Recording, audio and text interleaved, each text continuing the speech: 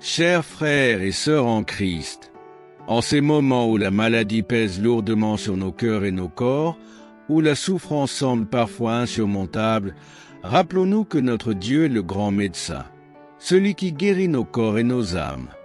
Comme nous l'enseigne le livre de l'Exode chapitre 15 verset 26, où le Seigneur déclare « Je suis l'Éternel, qui te guérit ». Ensemble, élevons nos voix vers le ciel dans cette prière de guérison.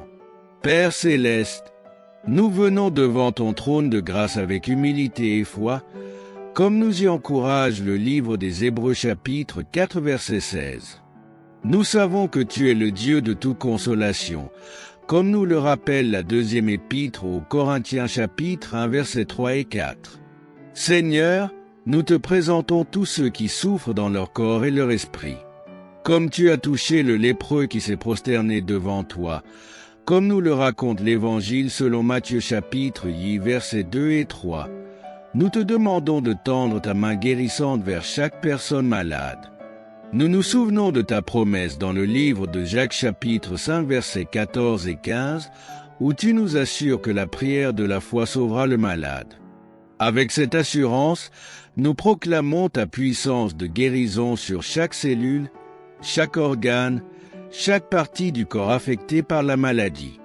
Comme le psalmiste nous l'enseigne dans le psaume 103 versets 2 à 4, nous bénissons ton saint nom, toi qui pardonnes toutes nos iniquités, qui guéris toutes nos maladies. Nous déclarons que par tes meurtrissures, nous sommes guéris, comme le prophète Ésaïe l'a proclamé au chapitre 53 verset 5.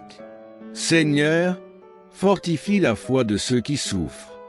Rappelle-leur les paroles de l'apôtre Paul dans la deuxième épître aux Corinthiens chapitre 12 versets 9 et 10, que ta grâce nous suffit et que ta puissance s'accomplit dans notre faiblesse. Pour ceux qui traversent des moments de découragement, nous nous appuyons sur ta promesse dans le livre d'Ésaïe chapitre 41 verset 10, où tu nous assures de ne pas craindre car tu es avec nous. Fortifie-les comme tu as fortifié Daniel, donne-leur le courage de David et la persévérance de Job. Nous te demandons aussi la sagesse pour les médecins et le personnel soignant, comme tu l'as accordé à Salomon selon le premier livre des Rois chapitre 3 versets 9 à 12. Guide leurs mains, éclaire leur esprit et utilise leurs compétences comme instruments de ta guérison.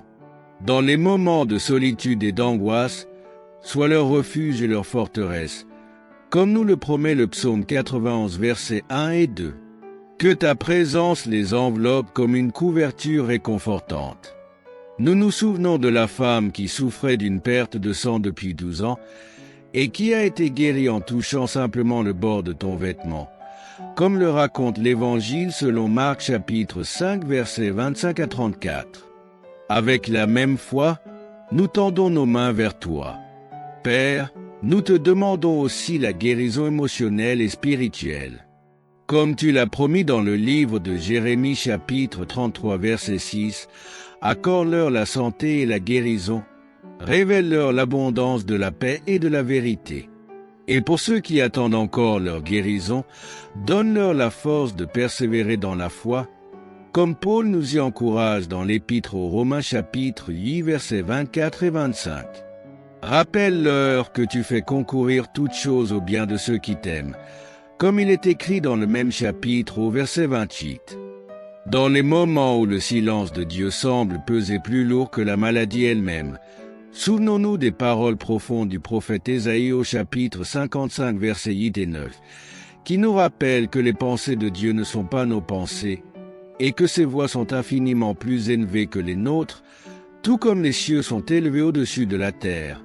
Ce qui nous invite à une confiance plus profonde et plus mature dans son plan parfait pour notre guérison.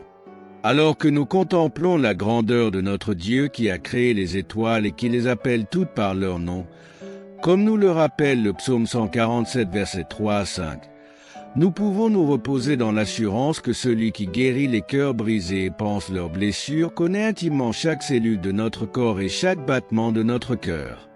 Considérons comment le Seigneur, dans sa sagesse infinie, peut transformer nos périodes de maladie en témoignages puissants de sa fidélité, tout comme il l'a fait pour l'apôtre Paul qui, selon la deuxième épître aux Corinthiens chapitre 12 versets 7 à 10, a appris que la puissance divine s'accomplit pleinement dans la faiblesse, nous enseignant ainsi que même nos moments les plus difficiles peuvent devenir des occasions de manifester la gloire de Dieu. Dans cette vallée de larmes où la maladie nous accable, nous sommes appelés à vivre une communion profonde avec Christ et qui, selon l'épître aux Hébreux chapitre 4 versets 15 et 16, peut compatir à nos faiblesses, ayant été tenté comme nous en toutes choses, sans commettre de péché, ce qui nous permet d'approcher avec assurance le trône de la grâce pour obtenir miséricorde et trouver grâce, afin d'être secourus dans nos besoins. Méditons sur la manière dont la guérison divine opère, parfois progressivement, comme l'illustre le miracle de Jésus guérissant l'aveugle en 2 temps selon l'évangile de Marc chapitre 8 versets 22 à 25. Nous rappelons que le processus de guérison peut être un cheminement qui requiert patience et persévérance, plutôt qu'un événement instantané.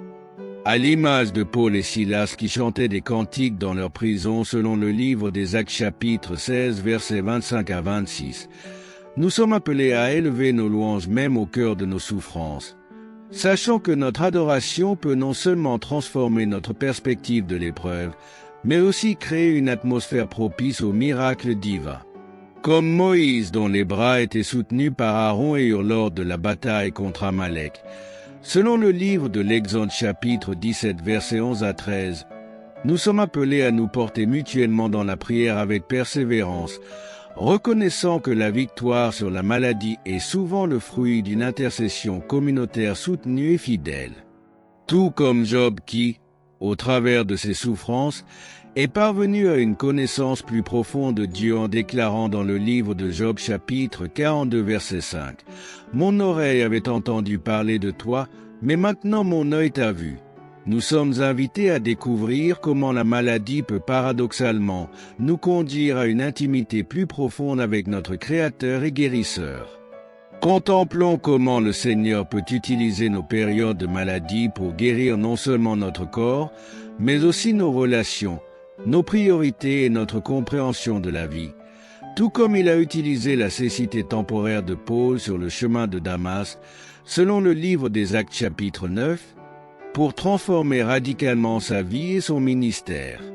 Comme la veuve persistante de la parabole selon l'évangile de Luc chapitre 18 versets 1 à 8, nous continuons de frapper à la porte du ciel, sachant que notre Père céleste répond toujours aux prières de ses enfants.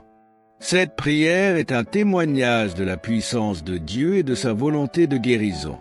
Si elle a touché votre cœur, n'hésitez pas à la partager avec vos proches, votre communauté et sur vos réseaux sociaux. Laissez un commentaire pour témoigner de ce que le Seigneur fait dans votre vie. Votre témoignage pourrait être la source d'encouragement dont quelqu'un a besoin aujourd'hui. Ensemble, formons une chaîne de prière et de soutien mutuel.